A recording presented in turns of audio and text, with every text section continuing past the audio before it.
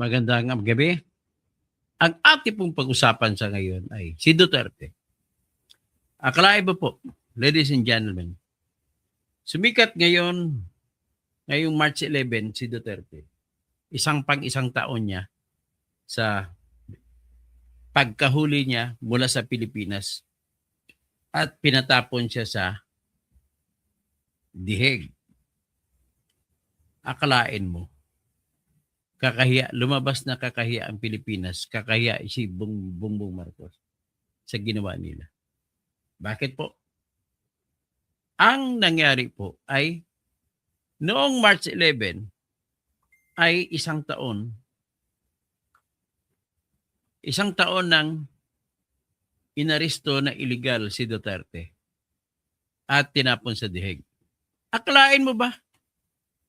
Naging topic pa siya ng debate sa United Nations Commission on Human Rights na affair doon sa United Nations.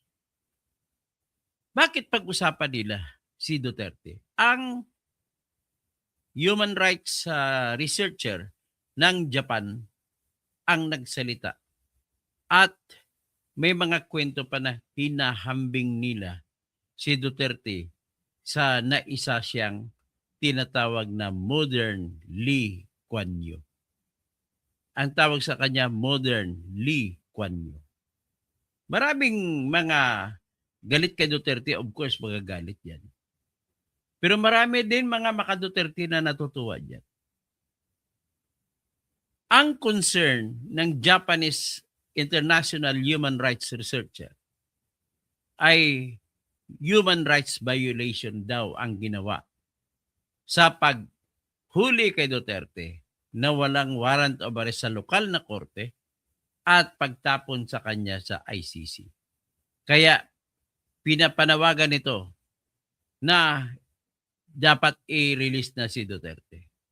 Kumbaga, yung concern ng human rights debate ay papunta doon sa ina-address sa ating bansa, Pilipinas, sa sa ating presidente sa ngayon. At syempre pa, in-address din po sa ICC, International Criminal Court. So ngayon, bago natin ang tawag po sa meeting na yun, 26 meeting, 61st session of Human Rights Council. So, umpisa natin sa umpisa. Andon yung mga representante ng mga bansa, ng mga organisasyon sa human rights sa buong mundo. At umpisahan natin siguro sa kung paano mag-umpisa ito.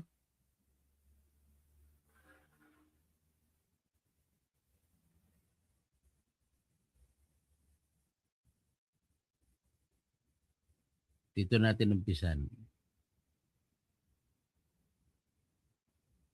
Okay. I-produce ko yung introduction. Pagkatapos diriso tayo dun sa portion ng Japanese representative na nagsalita na tinawag diyan na isang matinding issue ng human rights violation ang ginawang paghuli kay Duterte na walang warrant of arrest galing sa lokal na korte. At isa pa diyan, ito'y nakakataba ng puso sa mga sumusuporta kay Digong Duterte. Ito naman ay siyempre masakit sa loob ng mga anti-Duterte. So chill na lang kayo, kahit saan kayo nakatayo, makinig na lang kayo. Improvement, limiting terrorism to intentional. With the Special Rapporteur on the promotion and protection of human rights and fundamental freedoms while countering terrorism. We proceed with the list of speakers. Accordingly, I give the floor to the distinguished representative of Armenia. Welcomes the Special Rapporteur and thanks for the presentation of the report, which provides valuable analysis around the necessity for common Anyway, stop definition. ko lang yan. Ipinapakita ko lang yung pag-umpisa ng event. At yan ay 26th meeting ng 61st session of Human Rights Council sa buong mundo. At dadalhin ko na kayo direkta doon sa turn ng Japanese na ang nagsasalita.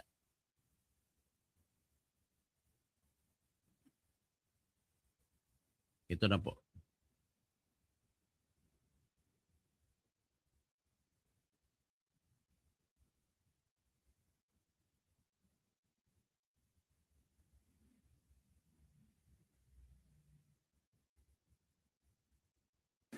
I now give the floor to the representative of the International Career Support Association. Thank you, Mr. President. I stand here to denounce a grave injustice. Rodrigo Duterte Duterte, 80 years old, former president of the Philippines, who bravely fought illegal drugs to protect millions, has been unlawfully removed from the homeland and held in the prolonged pretrial detention by the ICC in The Hague. This is a political persecution and not justice. The current administration extradited him without due process, bypassing Philippine courts and violating national sovereignty. He was extradited without any due process. Incidentally, since March 11, 2025, exactly 1 year ago today, this elderly leader has endured detention, separated from family and serious health issues. Global rallies and protests in The Hague and throughout the world demands the interim release, which has been unlawfully denied by the ICC 3 times. This over 1 year pretrial detention raises profound question about compliance with the Rome Statute's guarantees of human treatment and speedy trial. It is an affront to human dignity and the abuse of international justice for political ends. We urge this council to demand humanitarian review and interim release of President Duterte. Justice must be fair, not a weapon against the people. The majority of the Filipino voice will not be silenced and depressed. Thank you very much. So, ganun kasimple lang. Mamaya-maya ulitin natin. Damdamin natin. Ang unang tanong ko dito, bakit yung ibang bansa ay tinitingnan nila ito na pang-aapi? Sa Pilipinas naman, mga anti-Duterte, hindi raw ito pang-aapi. Bagkus ang pumapasok sa utak nila o sa isip nila ay, paano naman yung mga pinatay sa panahon ni Duterte? Yun po. Tapos may mga usapin pa na, alam niyo ba kung bakit? Mahal ng karamihan ng mga hindi Pilipino si Duterte. Yan ang katotohanan. Nakita na natin ngayon. Sapagkat isa ang tingin nila, they adore, they love Duterte as the nearest equivalent of Lee Kuan Yew. Apparently, sikat si Lee Kuan Yew sa buong mundo. Akalain mo naman, ang liit-liit ng Singapore kasi laki ng Metro Manila.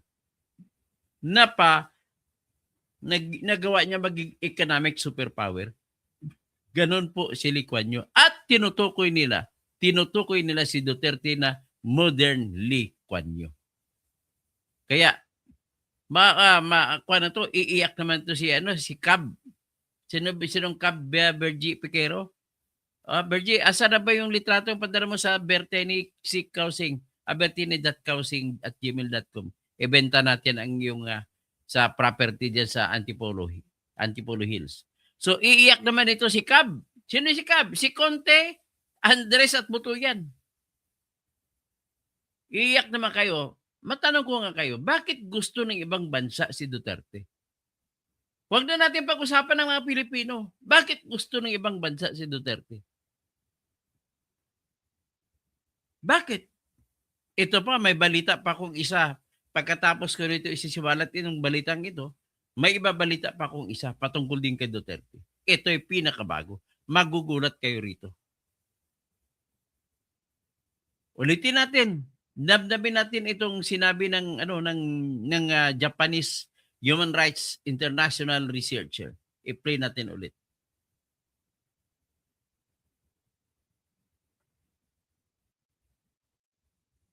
The 61st session of the United Nations Human Rights Council, the United Nations Office at Geneva, Switzerland, the illegal detention of President Duterte by the ICC. Biro mo naman, pinahiya ang ICC dito. I now Hininga. give the floor to the representative of the International Career Support Association. Thank you, Mr. President. I stand here to denounce a grave injustice. Lodoli Godloa Duterte, 80 years old, former president of the Philippines, who bravely fought illegal drugs to protect millions, has been unlawfully removed from the homeland and held in the prolonged pretrial detention by the ICC in The Hague. This is a political persecution and not justice. The current administration extradited him without due Galing ha. This is critical persecution. It is not justice. Yan ang sabi ng Japanese na international human rights researcher. process, bypassing Philippine courts and violating national sovereignty. Pinoint out talaga, binaypas ang Philippine courts. Tsaka binayolate ang national sovereignty.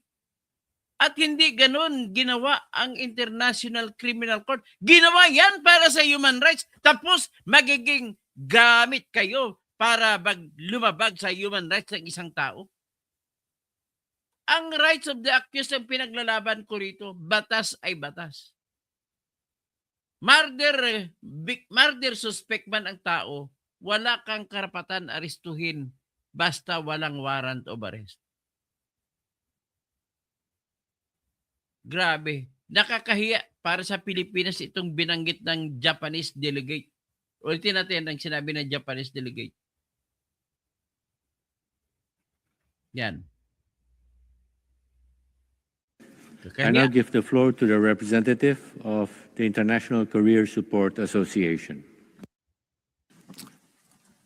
Thank you, Mr. President. I stand here to denounce a grave injustice. Lodoli Godloa Duterte, 80 years old, former president of the Philippines, who bravely fought illegal drugs to protect millions. Okay ha? I stand here. Ulitin natin. I stand here to denounce a grave injustice. Injustice.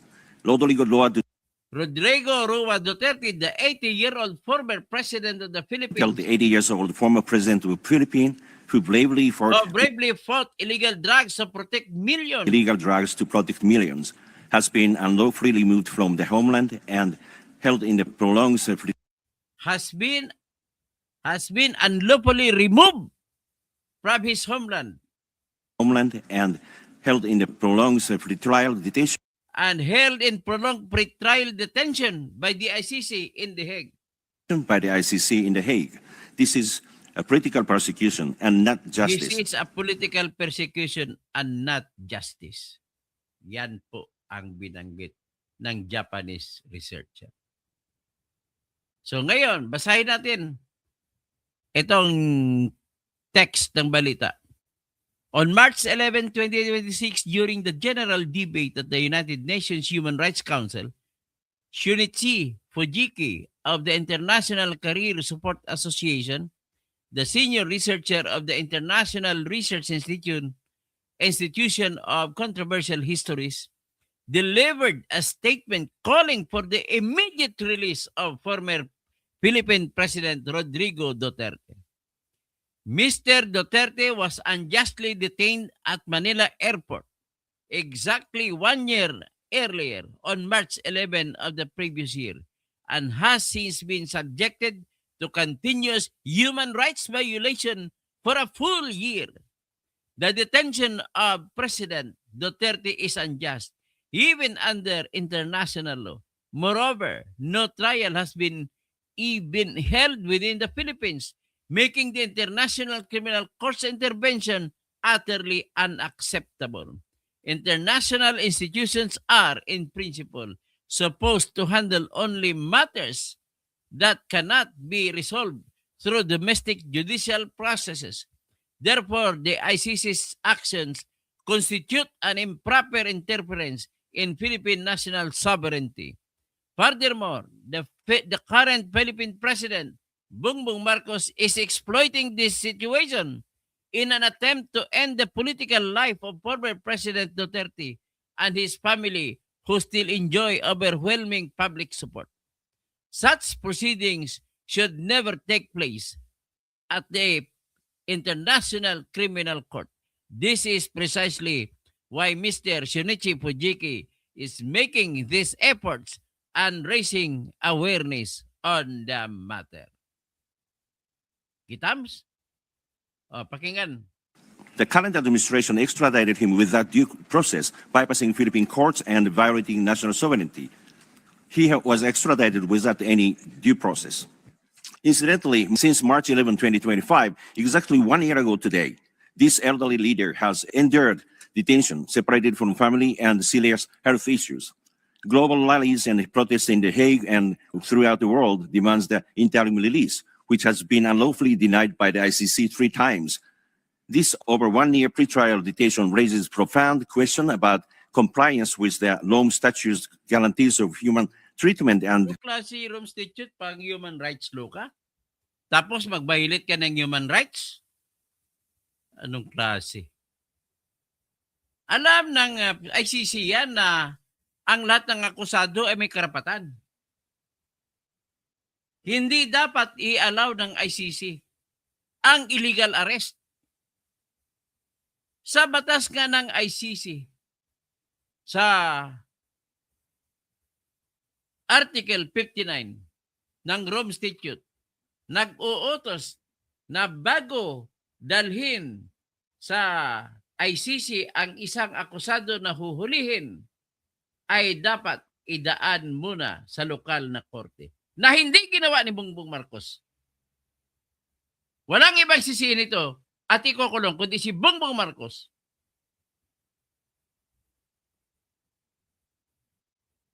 Sa Article 59, number 1, nagsasabi, a state party which has received a request for provisional arrest or for arrest and surrender shall immediately take steps to arrest the person in question in accordance with its laws and the provisions of Part 9.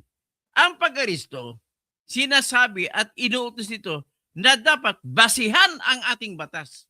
At kung batas natin ang pagbabasyan, dapat kumuha muna sila ng warrant of arrest sa ating korte. At yan ay hindi ginawa ni Bongbong para lang sa kanyang pamumulitika na mamamatay na ang Duterte at hindi na mananalo. At dahil sa kagustuhan nila na sila na ang mananalo sa 2028, ginawa nila yan ng paglabag ng batas ng kinatawag yan human rights law.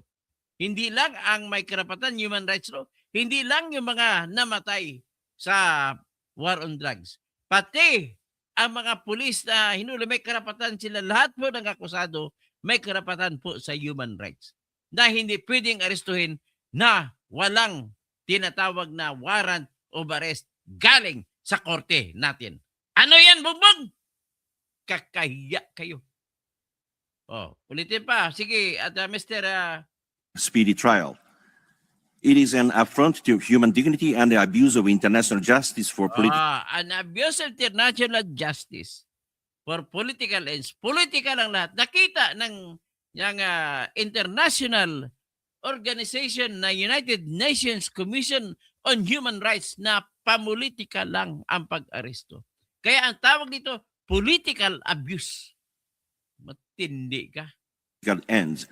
We urge this council to demand humanitarian review and interim release of President Duterte. Justice must be fair, not a weapon against the people. The majority of the Filipino voice will not be silenced and depressed. Thank you very much. Yan ang salita ng Japanese rapporteur. Alam mo, ibang bansa, nagkipaglaban pa para sa kay Duterte, tapos kayo, hindi kayo magkipaglaban kasi ang iniisip niya, pamulitika. Yung mga kakampik, pamulitika, ayaw na bumalik ang Duterte, nasawala na sa kanilang radar ang paggalang sa karapatan ng akusado. Yan naman talaga pag-adik ang presidente.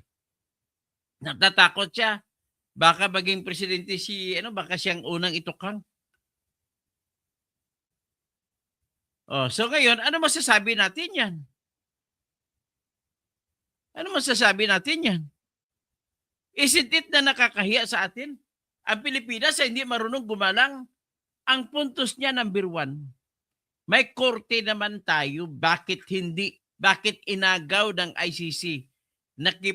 nakikialam ang ICC na may sarili naman tayong korte. Yan ang punto ni Mr. Konichi.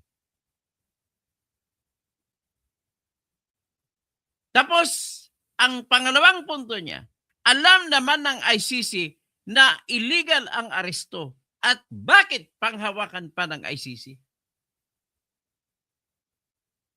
Yan ang puntos ng hapon na yan.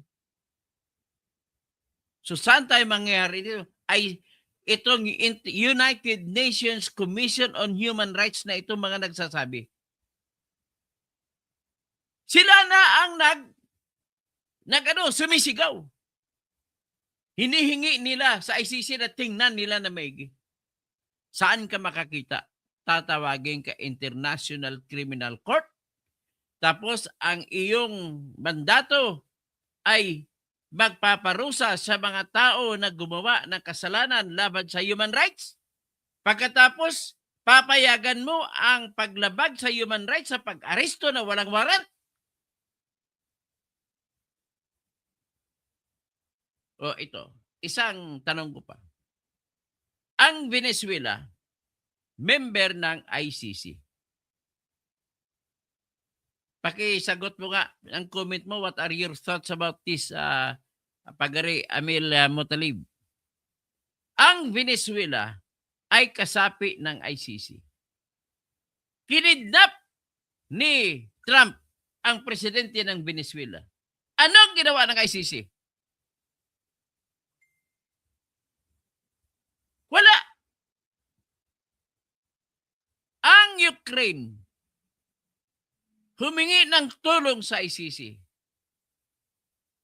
Ang mga bata galing Ukraine ay kinidnap din ng mga tauhan ng Russia na si Putin.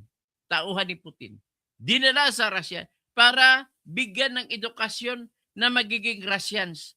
Kasi ang salita sa Ukraine at salita sa Russia ay parehong Russia ng salita. Kaya gusto nila na mga Ukrainian ay lalaki na igagalang titingalain ng mga ang Russia. Akalain mo, pinalabasan nila ng warrant of arrest sa Putin. Hindi naman member ang Ukraine ng ICC, pero humingi lang ng tulong.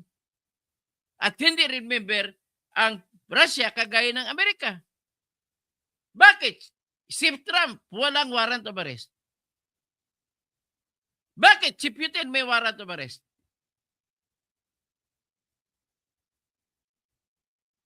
Di ba? Oh, ang Palestine, member ng ICC. Ang Israel, hindi member ng ICC. Bakit pinalabasan ng warrant of arrest si Benjamin Netanyahu? At bakit si Trump wala?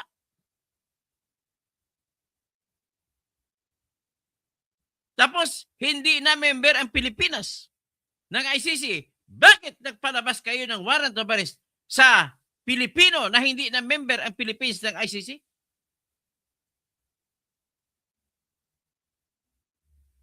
Okay lang sana yan. Kaya lang pinayagan ng ICC ang bawal na pag-aresto. Dito kayo pupuntusin. Maaring may dahilan kayo paano na kaso itutuloy, but you do not have any right to cause the arrest of a person without warrant in our local court.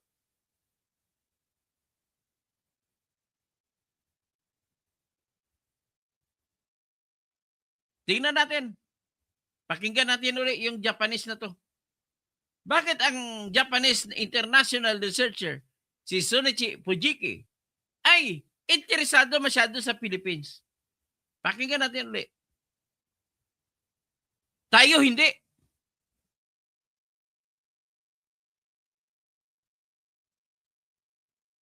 Ito pakinggan mo. Dali lang. Thank you, Mr. President. I stand here to denounce a grave injustice. Lodoli Godloa Duterte, 80 years old, former president of the Philippines, who bravely fought illegal drugs to protect millions, has been unlawfully removed from the homeland and held in the prolonged pretrial detention by the ICC in The Hague. This is a political persecution and not justice. The current administration extradited him without due process, bypassing Philippine courts and violating national sovereignty. He was extradited without any due process. Incidentally, since March 11, 2025, exactly 1 year ago today, this elderly leader has endured detention, separated from family, and serious health issues. Global rallies and protests in The Hague and throughout the world demands the interim release, which has been unlawfully denied by the ICC 3 times. This over 1 year pretrial detention raises profound question about compliance with the Rome Statute's guarantees of human treatment and speedy trial. It is an affront to human dignity and the abuse of international justice for political ends. We urge this council to demand humanitarian review and interim release of President Duterte. Justice must be fair, not a weapon against the people. The majority of the Filipino voice will not be silenced and depressed. Thank you very much. Yan. Very clear yan. The doctrine of bene detente or bono detente must be thrown away. Hindi na dapat titingnan yan. Dapat, pag ikaw ay human rights court, dapat hindi ka mag-commit ng kasalanang human rights. At dahil kinumit ninyo, pina-aristo nyo, hindi nyo binigyan diin na dapat itapon ang kaso laban kay Duterte sapagkat hinuri si Duterte na walang warrant of arrest. May basis po ito. Number 1 basis. United States, kaso ng United States versus Toscanino. Yung kaso ni Toscanino, siya po ay drug lord sa Uruguay. Hinuling siya ng walang warrant of arrest sa Uruguay at dinala sa Amerika. Anong nangyari? Binasura ng United States Supreme Court ang kaso laban kay Toscanino sapagkat illegal arrest ang nangyari sa kanya bago sa dinala sa korte. Ano pa yung iba nangyari? Ipang example. May example pa. Yung Ibrahim versus Minister. Nangyari po ito sa South Africa. Si Ibrahim, Mr. Ibrahim ay inaakusahan ng crime against humanity dahil po sa kanyang policy na inimplement niya na apartheid. Ano ba yung apartheid? Yung hinihiwalay mo mga taong puti sa taong itim. At kung ano binibigay na privilege sa taong puti, hindi ibibigay sa taong itim. Yan ang paghiwalay, the separation of colors. Bawal yan, discrimination yan. Kaya, kinasuhan si Mr. Ibrahim. Pero, hinuri ng walang warrant si Mr. Ibrahim mula doon sa Swaziland at kinidnap siya, pinasa sa South Africa. Anong nangyari? Tinanggihan ng South African Court ang akusado na binitbit sa harap nito. Kasi ang rason, they are a court. They cannot allow the doing of any abuse of human rights. Kaya tinanggihan nila. So ano na yan? Hindi po yun AI. Kayo ang AI. Official meeting po yun ng United Nations Commission on Human Rights. Para patunayan sa inyo na hindi AI, ipakita ko sa inyo ang buong meeting. Ito yung buong meeting. Kinuha ko lang ang part ng Japanese ang nagsalita. Ito po yung buong meeting. Terrorism. Armenia Yan, isang buong meeting yan. Excellencies, distinguished So participants, ano pang EA sinasabi mo I dyan? hereby declare open the 26th meeting of the 61st session of the Human Rights Council.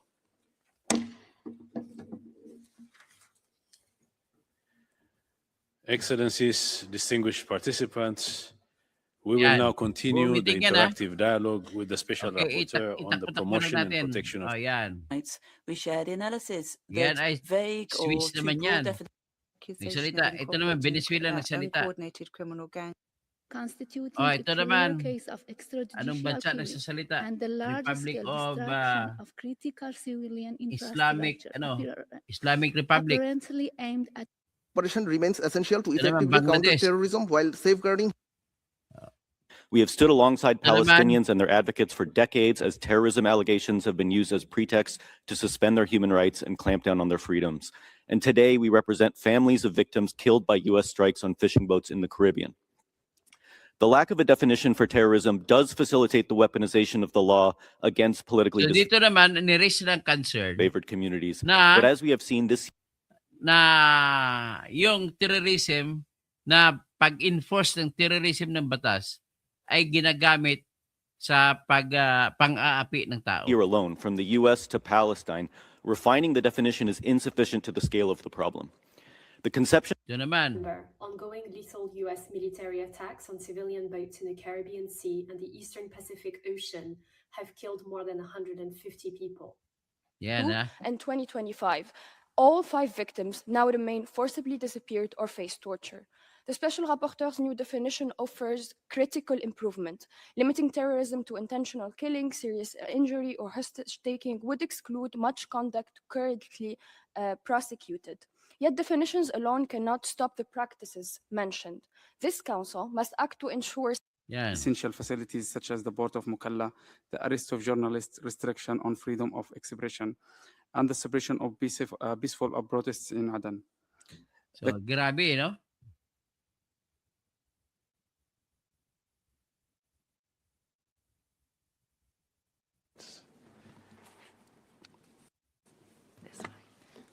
Thank you. Thank you so much. Distinguished delegates, members of the Human Rights Council, and representatives of civil society, colleagues, and friends. It is an honor to present my latest thematic report on international collection of personal data. Ayan, personal data naman sa kanya. Extraction. comments and observation on the report of Mongolia. the special against violations, no matter where they come from. As you rightly point out, our international data collection does not stop at borders, so our response must be international. International framework capable of ensuring accountability and effective naman, protection time. against abuses related. Thank you. I now give the floor to the distinguished representative of Ecuador. To scenarios of dysregulation. Recognizes that the cross-border nature of data flows creates regulatory India. gaps that lead numerous violations of human rights, including the Malawi. right to privacy or undermining sovereignty. In addition, Cited in your report are particularly relevant for countries such as ours, where Iran yun. Cross borders operate as if they are not bound by accountability mechanisms in all contexts. disproportionate impact, treating personal data as a toxic asset. India Legally- naman ito.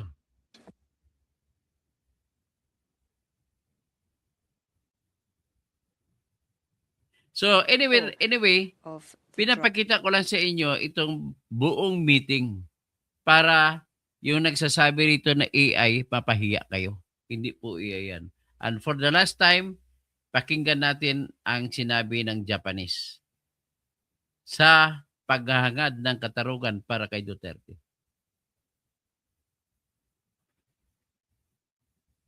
Ito po.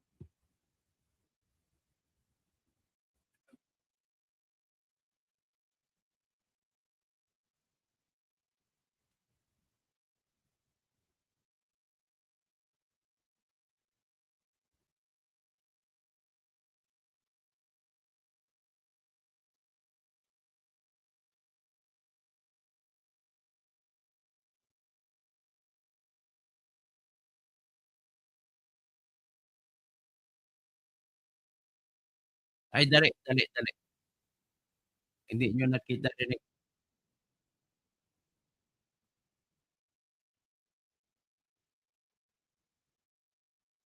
Dali lang. Akala ko yun na.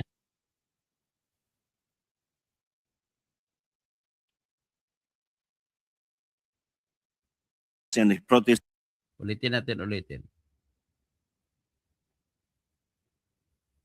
Ayan na po. I now give the floor to the representative of the International Career Support Association. Thank you, Mr. President. I stand here to denounce a grave injustice.